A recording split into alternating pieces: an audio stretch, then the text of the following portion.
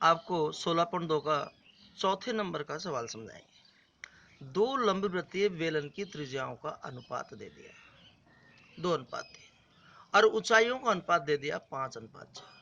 तो दोनों बेलनों के वक्र पृष्ठीय क्षेत्रफल और आयतनों का अनुपात पूछ रहा है।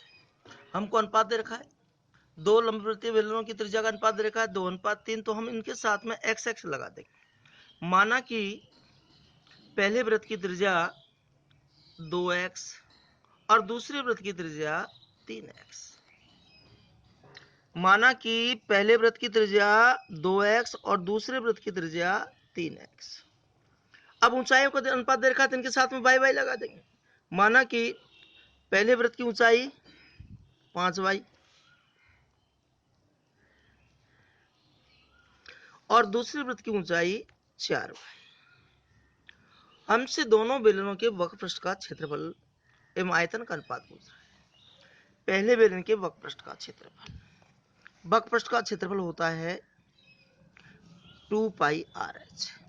तो 2 लिखा, पाई लिखा, r की जगह पहले बेलन की r लिख देंगे और h की जगह पहले बेलन की ऊंचाई लिख देंगे 5y बटे में 2 लिखा, पाई लिखा। अब दूसरे बेलन की त्रिज्या है 3x और दूसरे बेलन की ऊंचाई है 4y। 2 पाई से 2 पाई कट गया, x से x कट गया, y से y कट गया, 2 से 4 कटा 2, ऊपर 5 बच गया, नीचे 3 दूनी 6 बच गया। अब पहले बेलन के वक्र का क्षेत्रफल अनुपात दूसरे बेलन के वक्र का क्षेत्रफल 5 बटे में 6। तो पहले 5:6, एक आंसर तो आ गया। अब आयतन में अनुपात पूछ रहा है, तो बेलन का आयतन होता है πr²h। पहले बेलन का आयतन बटे में दूसरे बेलन का आयतन। पाई का मान दोनों में समान है, इसलिए पाई को तो यूं क्यों लिख दिया। r पहले वृत्त की त्रिज्या है 2x, तो 2x गुणा 2x और पहले बेलन की ऊंचाई है 5y। ऐसे ही दूसरे बेलन का आयतन, तो पाई की वैल्यू तो समान है, इसलिए पाई का पाई लिख दिया। r है, दूसरे बेलन की त्रिज्या है 3x गुणा 3x और दूसरे बेलन की ऊंचाई है 4y। पाई से पाई कट गया, x से x कट गया, x से x कट गया, y से y कट गया। 2 से काटा 4 को 2 बार, 2 से 2 कट गया, तो ऊपर तो 5 बच गया, नीचे 3 तिया 9 बच गया। तो पहले बेलन का आयतन अनुपात दूसरे बेलन का आयतन बराबर 5:9। ये हमारा आंसर आ गया। अब 5वें नंबर का प्रश्न, एक ठोस बेलन का संपूर्ण पृष्ठीय क्षेत्रफल 462 वर्ग सेमी है। इसका वक्र पृष्ठीय क्षेत्रफल और संपूर्ण पृष्ठीय वक्र पृष्ठ का क्षेत्रफल संपूर्ण पृष्ठीय क्षेत्रफल का 1/3 है। बेलन का आयतन हमसे पूछ रहा है। बेलन का संपूर्ण पृष्ठीय क्षेत्रफल देखा 462 वर्ग सेमी और ये कह रहा है कि वक्र पृष्ठ का क्षेत्रफल ये संपूर्ण पृष्ठीय क्षेत्रफल का 1/3, तो इसको 1/3 से गुणा कर देंगे। 3 का भाग दिया, 3 एकम 3, 3 पंजो 15, 3 चौक 12, 154 वर्ग सेमी आया। अब बेलन के वक्र पृष्ठ का क्षेत्रफल होता है 2πrh, तो 2πrh का मान है 154, इस पर नंबर 1 डाल दिया। अब यहाँ बेलन का संपूर्ण पृष्ठीय क्षेत्रफल दे रखा है, तो बेलन का संपूर्ण पृष्ठीय क्षेत्रफल होता है 2πr कोष्टक में h प्लस r।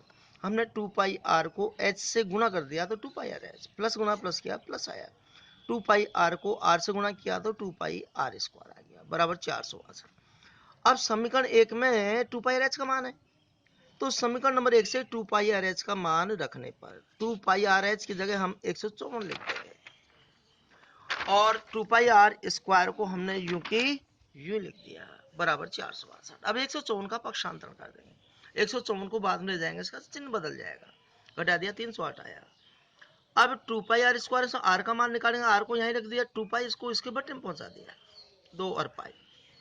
अब 308, 2 लिखा, पाई का मान होता है 22/7, बटे में आते पलट जाते 7 ऊपर गया। हमने 22 का भाग दिया, 22 से कम 22 और 8 बचे 22 चौको 88, 2 से काट दिया 14 को 7 बार, 7 गुणा 7 किया 49 आया। स्क्वायर हटाएंगे अंडर रूट आ जाएगा, 49 का वर्गमूल 7 आ गया। समीकरण 1 में r का मान रखने, समीकरण 1 है हमारा 2 पाई आर एच बराबर 154। हमने इसको यहाँ लिख लिया। अब देखो 2 लिखा, पाई का मान 22/7 लिख दिया, गुणा आर की जगह आर का मान लिख दिया, एच की जगह एच लिख दिया, बराबर 154। 7 से 7 कट गया, 22 दूनी 44, एच बराबर 154। 44 के बटे में चल जाएगा। हमने 22 से काट दिया, 22 का भाग 154 में 7 बार गया, 22 का भाग 44 में 2 बार गया, 7 बटे 2 से में आया। अब हमसे बेलन का आयतन पूछ रहा है। बेलन का आयतन होता है पाई आर स्क्वायर एच। पाई का मान 22/7, आर स्क्वायर का मतलब ये त्रिज्या को 2 बार गुणा करो, 7 गुणा 7 गुणा एच का मान है 7/2। 7 से 7 कट गया, 2 का भाग 22 में 11 बार गया। हमने 7 गुणा 7 किया, 49 आया, 49 एकम 49, 49 53, 539 घन से में आया। ये हमारा आंसर आ गया।